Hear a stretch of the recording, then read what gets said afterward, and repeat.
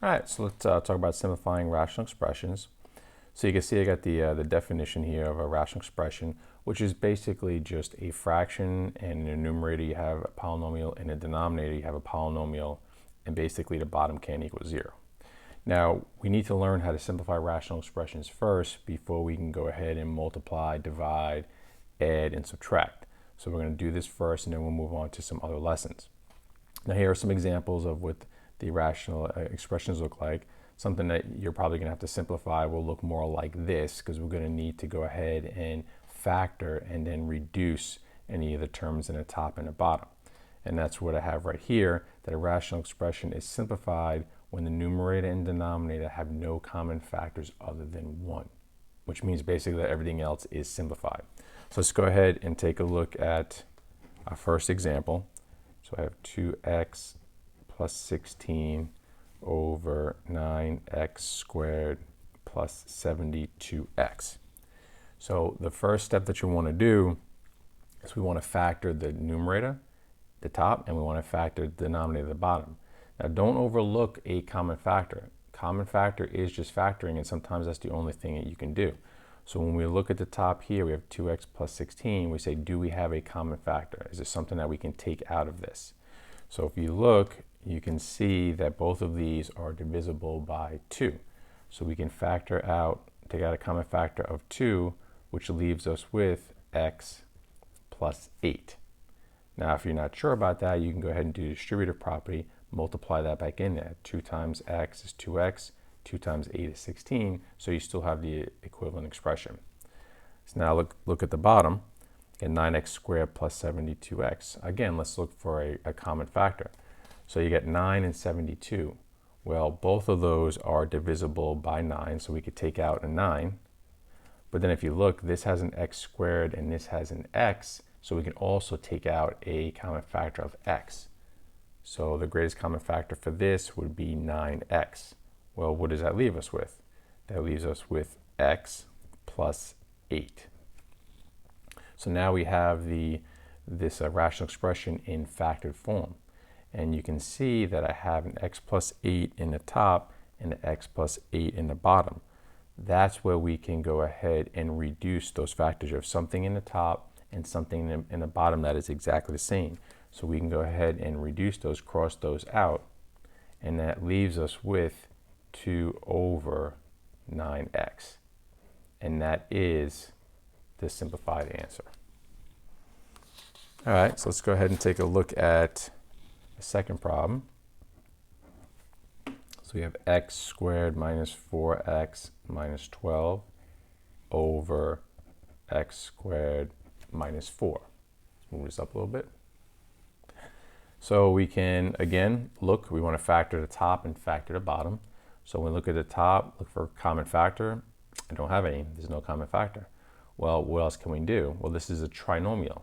So we can factor the way that we always factor trinomials. So we can do this off to the side here. We got x squared minus 4x minus 12. And also don't forget, I have a bunch of factoring videos that if you're having problems with factoring, go back and look at those factoring videos first. It'll definitely help with simplifying rational expressions.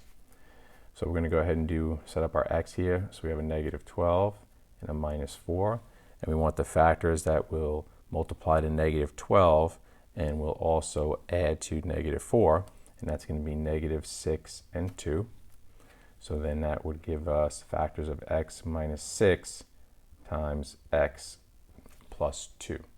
So we can go ahead and put that up here. So x minus 6 times x plus 2. Now typically when you are simplifying rational expressions, if that's what you're supposed to do, something in the top and the bottom is going to match so that you can reduce. Not always, which basically means that if you factor the top or the bottom, it's going to give you a clue for the other one.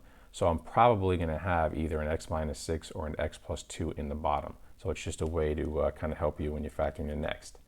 So if I look at x squared minus 4, again, I do not have a common factor, nothing I can take out here. And now I only have 2 terms with a subtraction. Hopefully that you'll recognize it's the difference of squares. So here, you get the square root of x squared, which is x, the square root of 4, which is 2. So that just becomes x plus 2 times x minus 2. So we go ahead and put that up here. So now we look, is there anything in the top and the bottom that's the same, so we can go ahead and reduce? And there is. We got an x plus 2 here, and we got an x plus 2 here. So that's going to go ahead and leave us with x minus 6 over x minus 2. And that is the simplified answer. All right, so we'll go ahead and take a look at number 3. So here's number 3. So again, what we want to do is we want to factor the numerator and we want to factor the denominator. So we look at the top, and we got 2y squared plus 9y minus 18. First thing I do is look for a common factor, and I do not have one. But it is a trinomial, so we're going to go ahead and factor that using the technique that we typically use. Now my leading coefficient is a 2, so we're going to have to factor this by grouping. So when I go ahead and multiply these two values here, my a and my c, that gives me negative 36, and I'm trying to get a positive 9. So we're looking at two numbers that multiply to get negative 36 and add to get 9. That's going to be 12 and negative 3. So now we're going to go ahead and drop two parentheses separated by a plus. So we're going to put our first term here, put our last term here, and then these two are going in the middle with the y. So basically you're splitting up the 9y so that you get that term with the two other factors, so minus 3y. And now from here we want to take out a common factor for each of these, and we want these two factors to be the same. So I can go ahead and take out a 2y here, and that's going to leave me with y plus 6. And then here I can take out a negative 3. Taking out negative 3 would change these signs, and that leaves me with a y plus 6. And then I can go ahead and group these together, and I get 2y minus 3 times y plus 6. Again, if you have any questions on the factoring, just go ahead and take a look at some of those factoring videos. I think that'll definitely help.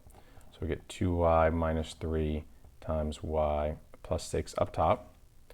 So now we look at the bottom. And again, I'm probably going to have either 2y minus 3 or y plus 6 in the denominator to cross it out. Because if not, then it's already basically simplified. So I have 4y squared minus 6y. So the first thing you want to do is look for a common factor. So you got a 2 and a 6, so we can definitely take out a 2. Then you have a y squared and a y, so we can definitely take out a y. And then that's going to leave us with 2y minus 3. So that worked out nicely because I have a 2y minus 3 up here, and then I have a 2y minus 3 down here. So of course we can go ahead and reduce those. So I cross those out, and that leaves me with y plus 6 over 2y. Now it's very tempting for students to want to reduce this right here, but you can't do that. If you're going to reduce a y, this 6 would also have to have a y. You can't just cross out these and not cross it out here. It's a common error that students make. So this is the simplified answer for that, for number 3. All right, let's look at the last example here, number 4. So that's going to be, we get 3x squared minus 3x minus 6 over x squared minus 4x minus 5. So again, we're going to look for the top to factor and then also the bottom. So when I start with the top with a common factor, I can see that I can take out a 3. So we're going to go ahead and do that. So take out a 3. That leaves me with x squared minus x minus 2. And then in the bottom, I do not have a common factor, so I'm just going to go ahead and rewrite that. So now here, we have x squared minus x minus 2. We have a trinomial, so we're going to go ahead and factor that. But the leading coefficient is 1, so it does make it a little bit easier. So when we look at the factors here, we got x squared minus x minus 2. So we're going to go ahead and do x here. So we get negative 2 and a negative 1. So the factors that will multiply to give you negative 2 and add to give you negative 1 is negative 2 and 1. So then this factors to x minus 2 times x plus 1. So I'm going to go ahead and put that up here. Don't forget your common factor. So 3 times x minus 2 times x plus 1. So hopefully I'm going to have either an x minus 2 or an x plus 1 in the bottom so I can reduce something. So now let's factor this right here. So x squared minus 4x minus 5. Let's do our x. So we got negative 5 and then a negative 4. So again, we're trying to get two numbers that multiply to negative 5 and add to negative 4. So that's going to be negative 5 and 1. So that makes this x minus 5 times x plus 1 is our factored form. So I'm going to put that up here. And now we look, and we have these two factors that are the same, x plus 1 in the top and the bottom, so we can go ahead and cross those out. And then that's going to leave us with 3 times x minus 2 over x minus 5. And that is the simplified answer for number 4. So hopefully this video helped you with simplifying the rational expressions. And again, we're going to use this to go ahead and multiply, divide, and subtract, which I will have in later videos. All right, thanks.